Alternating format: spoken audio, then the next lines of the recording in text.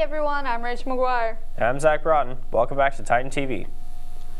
Teen Book Club is a great new way to meet new people and read amazing books. We asked Miss Clont all about it. Let's take a look.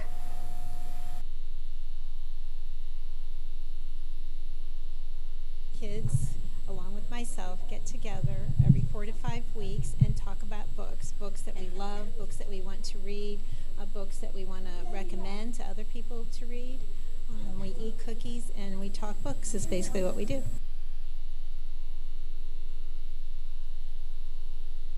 Of course, I love the Hunger Games, and I'm looking at my list over here because we've read a lot. Over the last 5 years, we've read 40 books.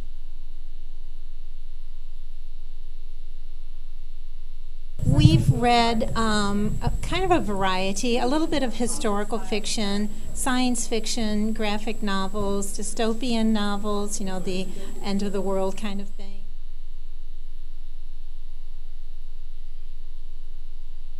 We always meet here in the library. It's always after school. We meet on Wednesdays this year. For the last couple of years, it's been on Wednesdays. At the first meeting of the school year, we decide which day is most convenient for people. Those Zelda games are often seen as a classic. Tom describes their newest game as fun and inventive.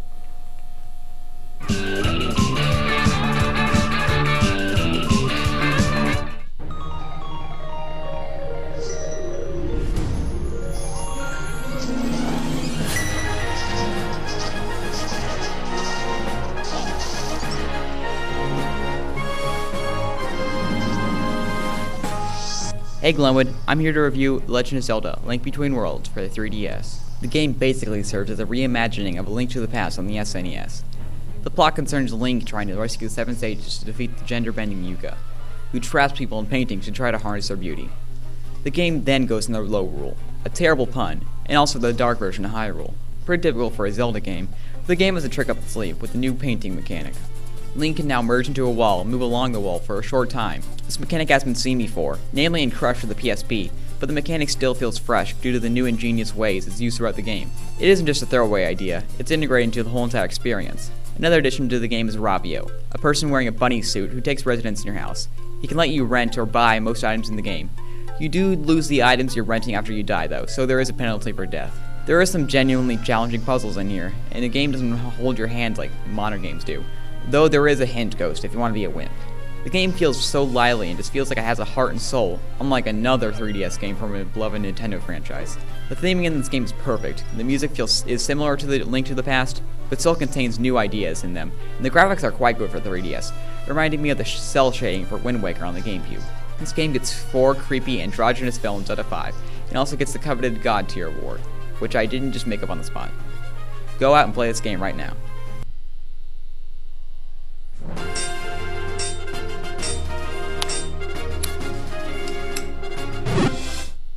Well, that's it for today. We'll see you back here next week, Glenwood.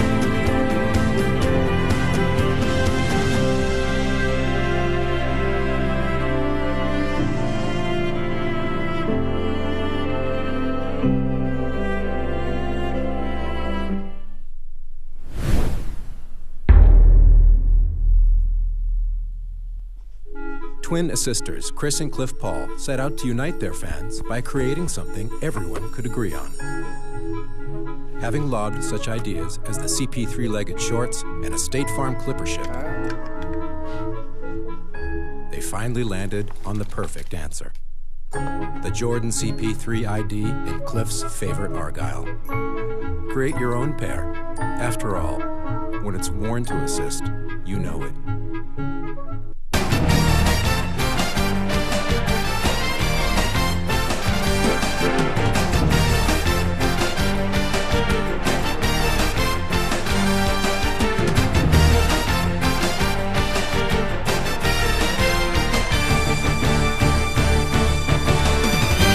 Welcome back to another episode of The Rush. As always, I'm Danny Fry.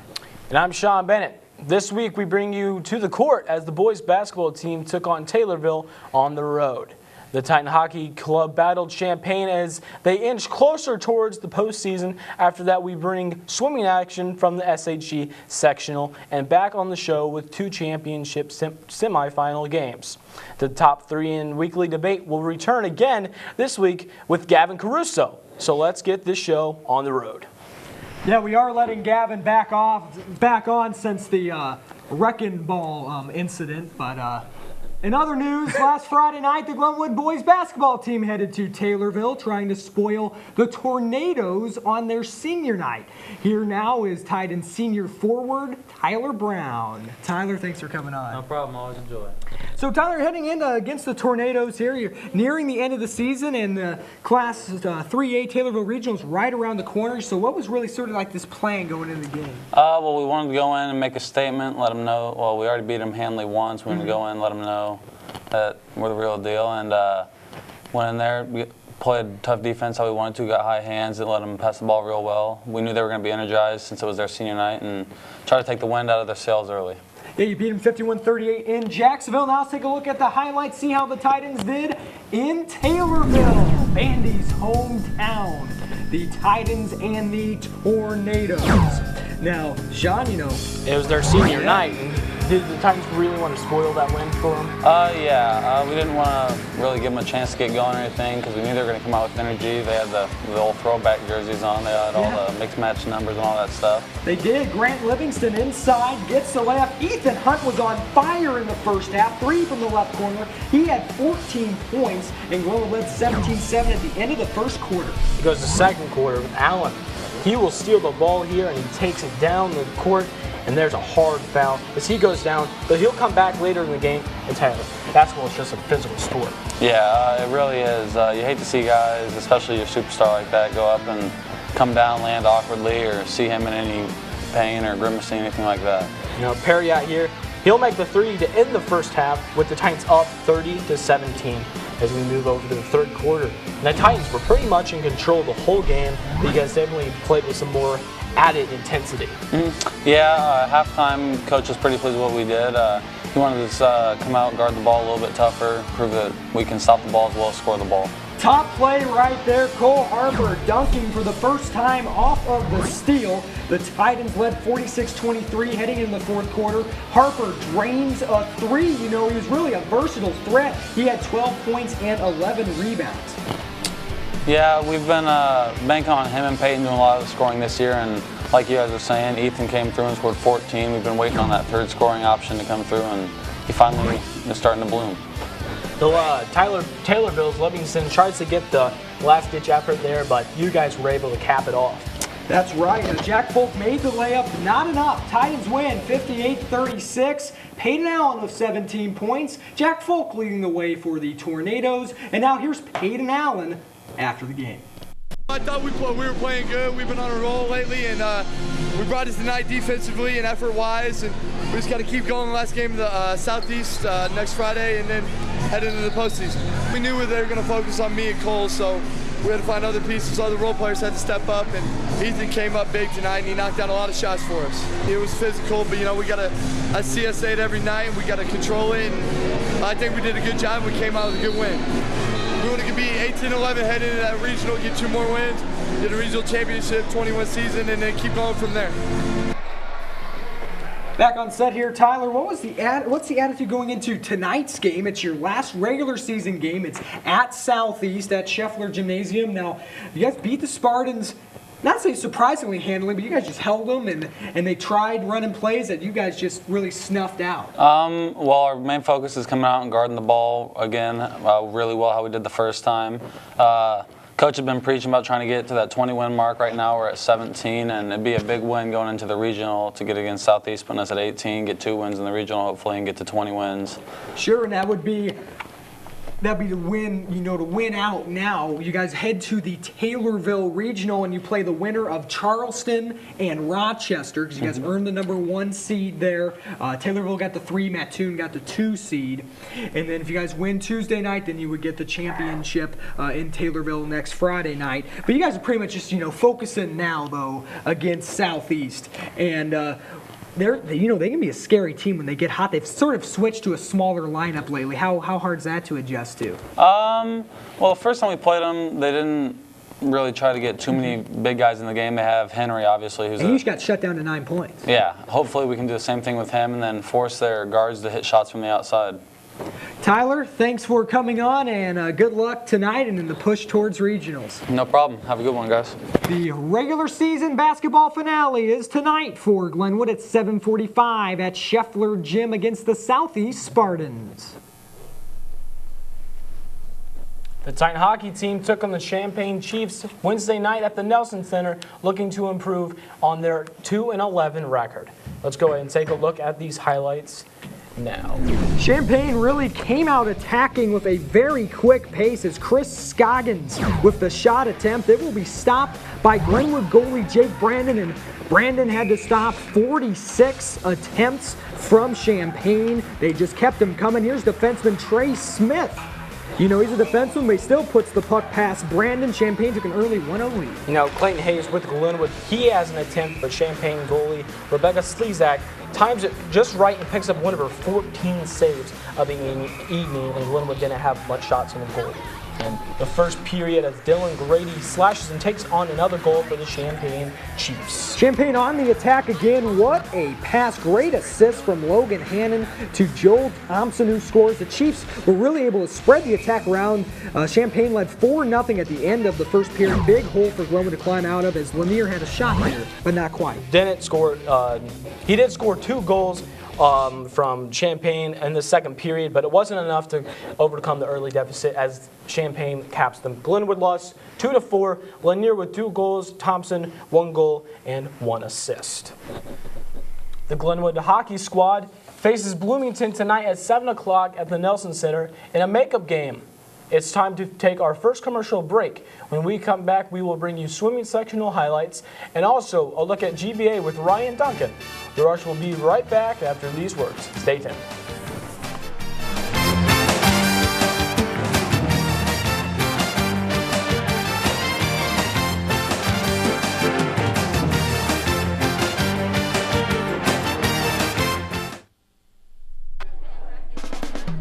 Fat Willie's in Chatham is a great family restaurant that supplies a wonderful dining experience. We offer outstanding fried chicken and over-the-top Walleye pizza. With quality products at affordable prices, Fat Willie's is the way to go. Open Monday through Saturday, 12 a.m. to midnight. Call us today at 217-483-6969. Aaron, you're all set? Great, thanks. Mike, thanks for doing that discount double check. You saved us hundreds. What was that? The discount double check? It's when we comb through your policies to make sure that you're getting all the discounts you deserve. No, I get that part, but you guys are doing my move. The discount double check move? It's my touchdown dance. So you're a dancer? No, I'm a quarterback. Oh, quarterback. More. I'm a robot. Where's your Get out of here. Get to a better state, State Farm. Call Steve Bedford in Chatham for personal service and discounts that you deserve. Kids, the breakfast is ready. Eat up. Your friend's gonna be here pretty soon. I'll be there in a second. Have a great day. My friend's here, I'm leaving. Be safe. Come home right after school. Alright, see ya.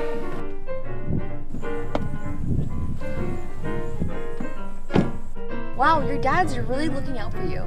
That's not my dad. That's my family's financial advisor, Mr. Sullivan. Sullivan Financial, looking out for your investments and your family.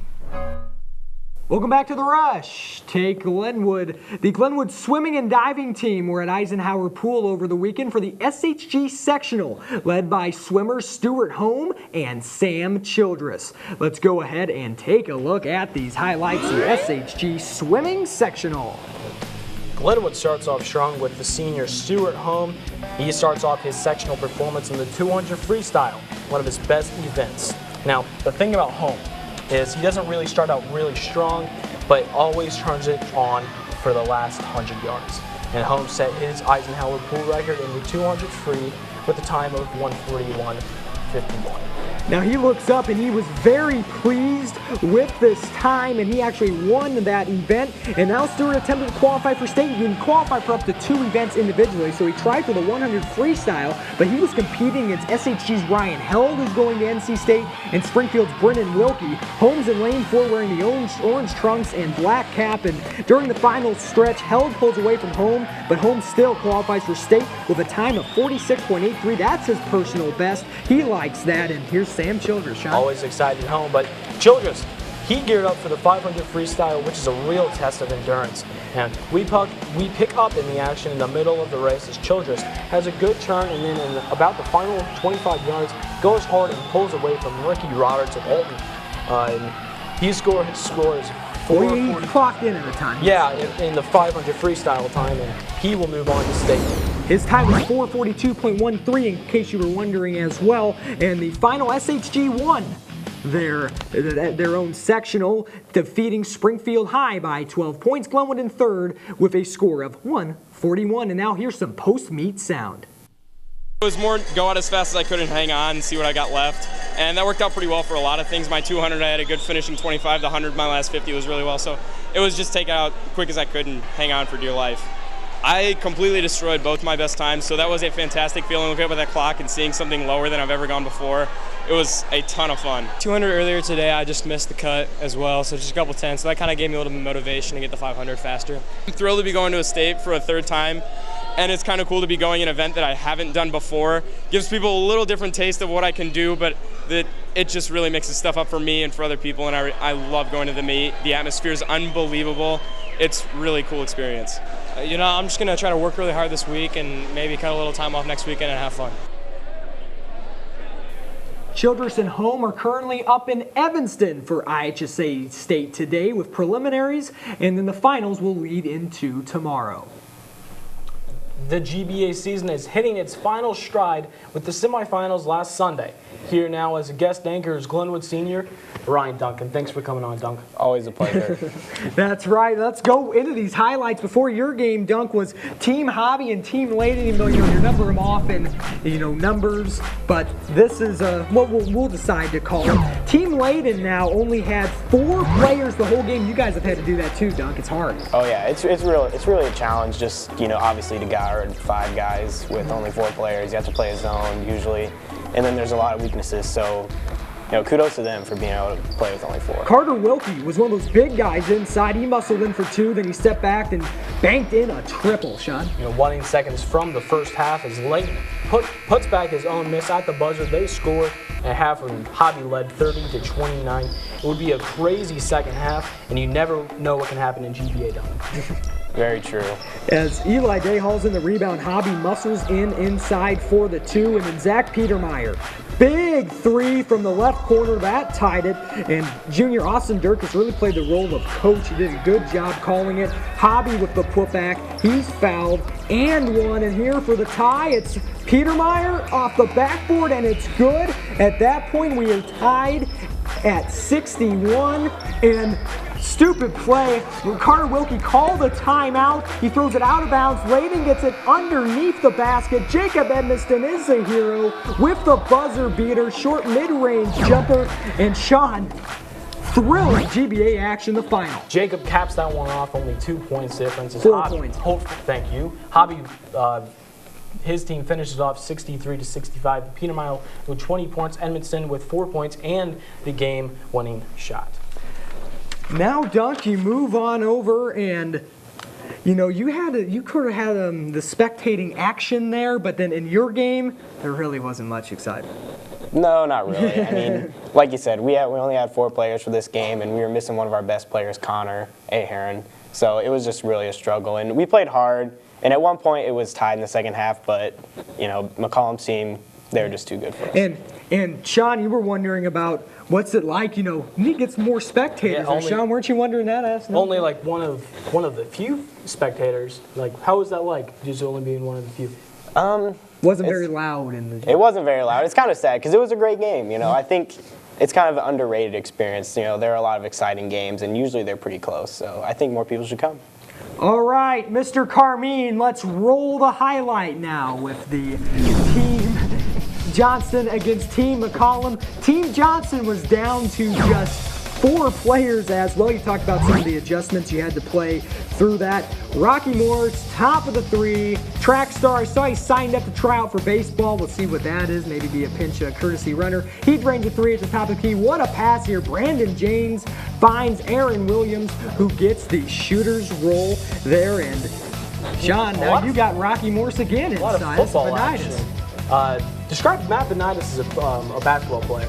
He got that too. He's got good length, you know, and he's not super athletic, but he knows what to do. He knows how to get in position for rebounds, and he's decent footwork in the post, so he's pretty effective. Some more football action, Rocky Morse. Morse with the spin, fancy moves, but Team McCollum led Team Johnston by 11 at the half. Now, in the second half, you guys railed the tie because shots like this rallied. Well, yeah, from Aaron Williams.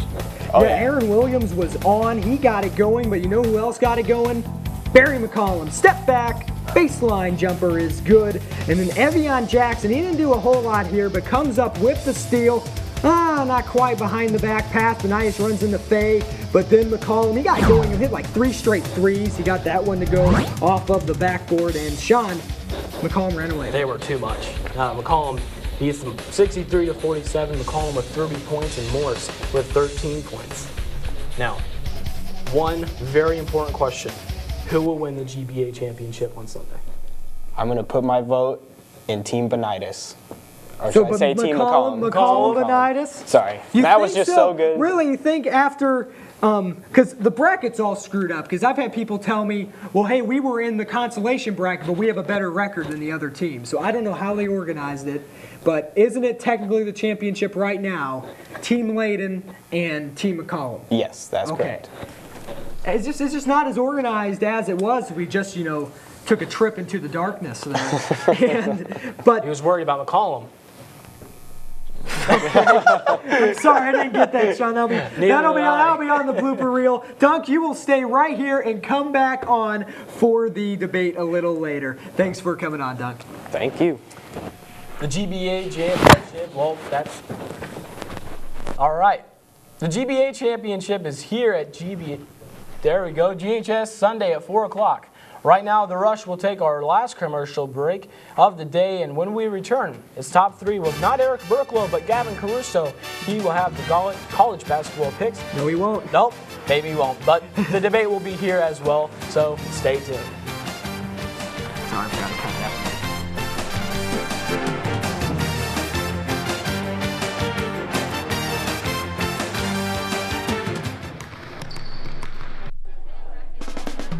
That Willie's in Chatham is a great family restaurant that supplies a wonderful dining experience.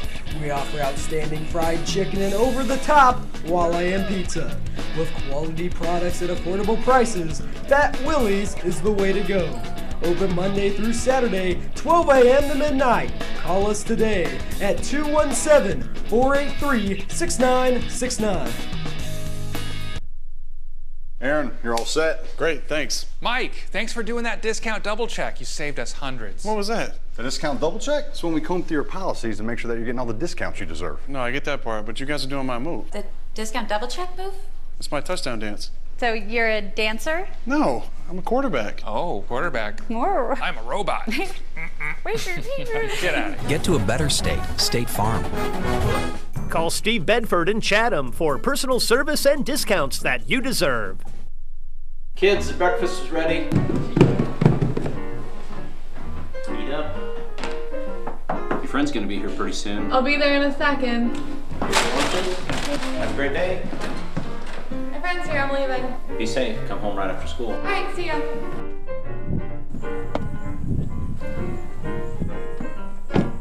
Wow, your dad's really looking out for you. That's not my dad. That's my family's financial advisor, Mr. Sullivan. Sullivan Financial, looking out for your investments and your family. Welcome to the top 3. I am Gavin Caruso. Let's start the countdown with play number 3, which is from Eisenhower Pool. Last Saturday at Glenwood Senior, Stewart's home broke the Eisenhower Pool record with his swim of the 200 freestyle as the qualified for state 3 straight years up in the next. I've never read this. As Zach Layton delivers an inbound pass to Jacob Edmonston, who hit the buzzer beater, jumping to put the team ahead. Now for play number 1, it's Glenwood Sports this week. From boys basketball, Glenwood Taylorville is Titan junior guard Cole Harper dunked for the first time in the season for the Titans. So now we're going to send it back to Danny Fry for the debate. My laugh, Gavin. Oh, that might be a new thing. Gavin, were you squinting? Was it a little too bright for you? You need some glasses? You're squinting ahead. I didn't know what you were quite, looking for there. Maybe what? Maybe he's looking for Barry McCollum in the darkness? Is that what you said, Sean? Yeah. Okay, well, Sean, take us into the debate. Dunk and I are going to debate. I haven't debated since back sophomore year, so I'm ready. I've never debated. So well, you're going to be the moderator. Well, so yeah, you're all good. Let's see how this rolls out as with the first question. How much of a project is Johnny Manziel at quarterback? Well, in the NFL, I've heard things where he could be Dunk, sort of mid, like 11, I think. 11th overall is the last projection, I think, for Mel Kiper. Some people saying maybe the Vikings up further, I believe, at 4. That could be, but he is a project. I mean, obviously, he's got his extracurriculars and stuff to deal with, partying all the time. He really has a rough life. He's complained about it, but, going to games, going to NBA games, sitting courtside, with model girlfriends. It sounds like a really tough life. But he is a project because he's a little undersized, but he does have quickness. Yeah, that's definitely true. I think another thing that he'll really have to develop, like most rookie quarterbacks coming into the league, is just the mental aspect of the game. Like if you watch some of the A&M film, he really doesn't. I believe we have some of the A&M film as well. That's good. There you go. I believe he doesn't really go through his quarterback progression very well. He'll often just lock onto one receiver like, hey, I'm going to throw to this guy, and before the play even starts, that's who he's going to throw to, and you just can't do that in the NFL. He can also run here, as you see, too. I mean, that's part of the reason why he won the Heisman a year ago. Obviously, Jameis Winston last time as he jukes out a defender there, and that's just what he can do. He's one of those typical dual-threat quarterbacks.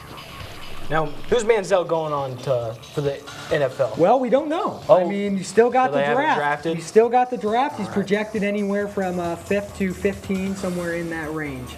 All right, moving over to some basketball action. How predictable is the NBA? It's very. I can't watch it during the regular season. I know Dunk is a Celtics fan. I can't watch it during the NBA because I know that the Pacers and the Heat are going to end up in the NBA Finals. That's just book it already. Or no, in the Eastern Conference Finals. Eastern Conference Finals, with most likely the Heat going to the NBA Finals. And then the West is a little more, I'm thinking probably Spurs and Thunder for the Western Conference Finals. But you pretty much can narrow it down to 4 right off the bat. I don't know if you feel that way too. That's true. And at the beginning of the season, it was a lot more interesting in the East. There were teams like the Bulls and the Nets that... Which Tom Thibodeau might be gone at the end of the season. Yeah, that's true. But due to injury and just chemistry issues like with the Nets, they just have completely fallen out of really title contention. But I think the West could be really interesting this year, like the playoffs. Like the Rockets. Golden State's always in there, Rockets, too. Golden State. I mean, even teams like the Trailblazers and the Suns, who they were terrible last year, but this year, I mean, they're looking pretty good. All right. Sending on over to another question. Wichita State, now 30-0, are they deserving of the #1 overall seed? Yeah, the Wichita State Weed Shockers, the Shockers from Wichita State, they are 30-0, and they are they might, the thing is their strength of schedule. They've beaten Tennessee, Florida State, but those teams are on the bubble to even make the tournament, and they don't have a very high RPI or BPI. They don't have that really up. So I think they deserve it because I'm a big fan of, sort of in the middle. Those teams, the mid-major teams, like the Missouri Valley, they'll win out. No one in the Missouri Valley I can think beat them. So I think they're deserving of it because of what they did last year, making it to the Final Four. But the selection media sometimes, sort of slams down in the mid-majors. They should at least be a 1 seed. Yeah, I'm gonna have to agree with you, Danny. They do deserve a 1 seed, and like you said, because of the run last year to the Final Four, and then this year just the dominance. I mean, if you look at all the advanced stats, I mean, they're just running teams off the court. They have a top 20 offense in terms of efficiency, and also a top 20 defense in terms of efficiency. And most of the last few championship winners have had those stats, so I think they're a legitimate team. How can coaches take their team out of the game? Now, should they try extra hard to calm down? With an example of Joe Boeheim of Syracuse.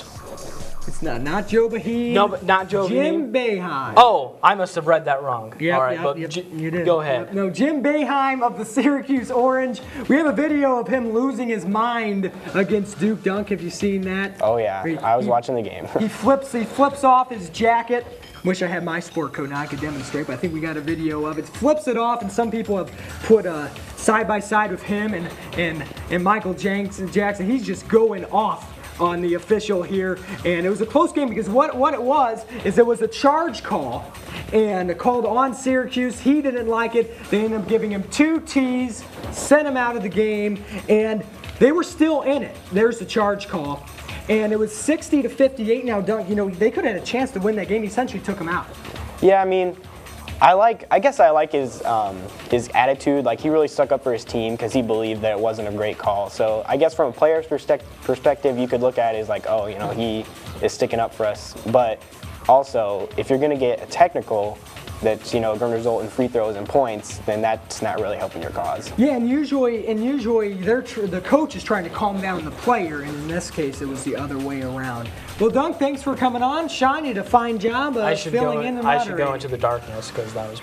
No, you did a good job. We'll tell Joe Boeheim about it. Joe Boeheim. Joe Boeheim. All right, that's it for this week's episode of The Rush. And the Titan basketball team is at Southeast at 7:45 tonight. We hope to see you there. And I also hope to see someone working the teleprompter as well. That would be lovely. But then the Titans also have the hockey team. So if you don't like basketball, that's not your thing. That's fine. Go to the Glenwood hockey game. They play at 7 o'clock at the Nelson Center against Bloomington. That's it. We gone. Thanks for watching.